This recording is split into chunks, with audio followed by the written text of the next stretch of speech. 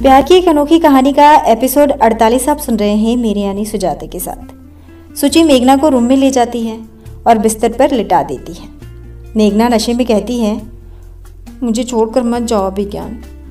मेघना की ये बात सुची सुन लेती है और मन में सोचती है कि ये अभिज्ञान कौन है, और मेघना की जुबान पे किसी लड़के का नाम आना और इस तरह से, इसका मतलब कुछ ज़्यादा ही गंभीर मामला है। ये तो मेघना के होश में आने के बाद ही पता चलेगा।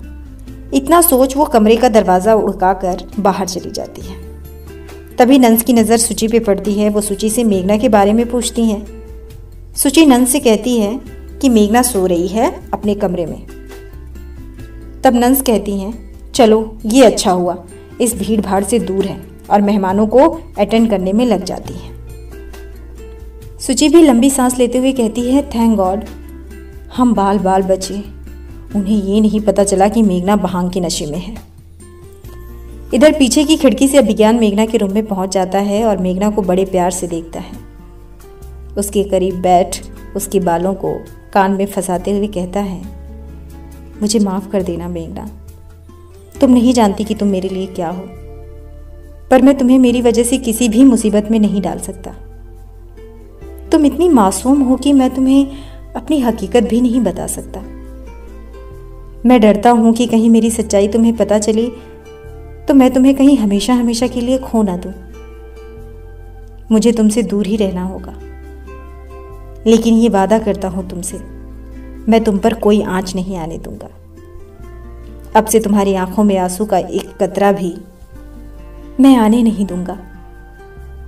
मैं अपनी शक्तियों से तुम्हारे दिल और दिमाग से अपनी हर एक याद मिटा दूंगा, ताकि तुम खुश रहो अपनी जिंदगी में। और इस तरह बोल वो अपने हाथों को मेघना के सिर पर घुमाता है। अभी 3 बार ही मंत्र पढ़ पाया है कि उसे किसी की आहट सुनाई देती है और वो झट से पर्दे के पीछे छुप जाता है। कमरे में नंस आती हैं और मेघना को सोता देख मुस्कुरा कर चली जाती है।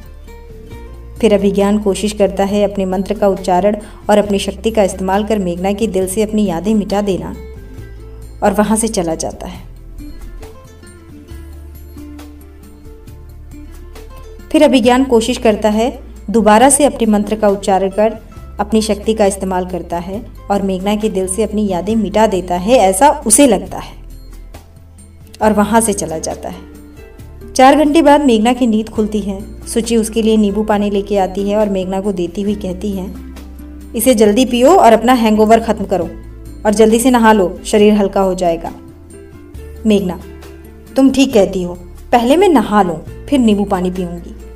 और इतना बोल नहाने चली जाती है। मेघना जब नहा रही होती है तो उसे ऐसा लगता है वो कुछ भूल गई है, पर क्या, ये समझ नहीं पाती।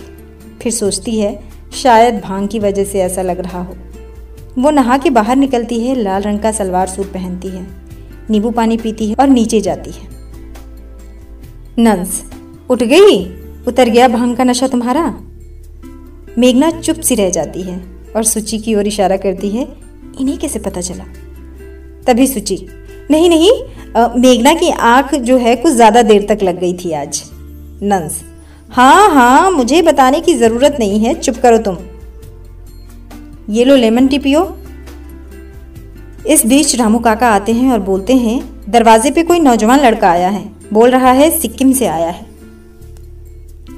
अब जानेंगे अगले भाग में कि वो लड़का कौन है जो सिक्किम से आया है।